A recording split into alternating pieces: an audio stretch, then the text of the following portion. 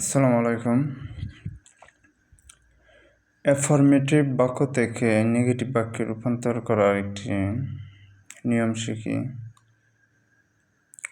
যদি অ্যাফার্মেটিভ বাক্যে অলওয়েজ শব্দটি থাকে, তখন সেটিকে যদি আমরা নেগেটিভ বাক্যে রূপান্তর করতে চাই, তাহলে অলওয়েজের বদলে নেভার বসাতে হবে এবং বাক্যের অর্থ অপরিবর্তিত রাখতে অ্যাফার্মেটিভ বাক্যের ভার্ব, অ্যাডজেক্টিভ অথবা নাউনের বিপরীত শব্দ ব্যবহার করতে হবে।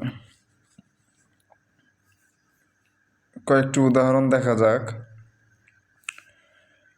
He is always reasonable, affirmative বাক্য। এটাকে যদি আমরা নেগেটিভ বাক্যে রূপান্তর করতে চাই, তাহলে নিয়ম অনুযায়ী অলওয়েজের বদলে কি বসাতে হবে? নেভার। এবং অ্যাফার্মেটিভ বাক্যের ভার্ব, অ্যাডজেক্টিভ, নাউনের বিপরীতার্থক শব্দ ব্যবহার করতে হবে। তাহলে নেগেটিভ বাক্য করলে কি দাঁড়াবে? হি ইজ অলওয়েজের বদলে নেভার,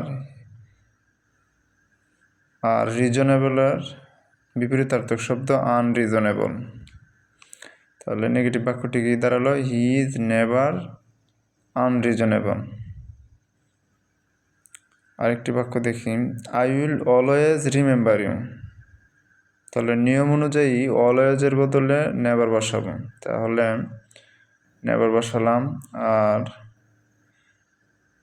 অ্যাফার্মেটিভ বাক্যের ভার্ব রিমেম্বারের বিপরীতার্থক শব্দ ফরগেট বসাবো। তাহলে বাক্যটি নেগেটিভ বাক্যে রূপান্তর হবে। যেমন I will always remember you, negative বাক্য হবে I will never forget you. আরেকটি বাক্য দেখি, হি ইজ অলওয়েজ প্রেজেন্ট। তাহলে নিয়ম অনুযায়ী অলওয়েজের বদলে কি বসাবো?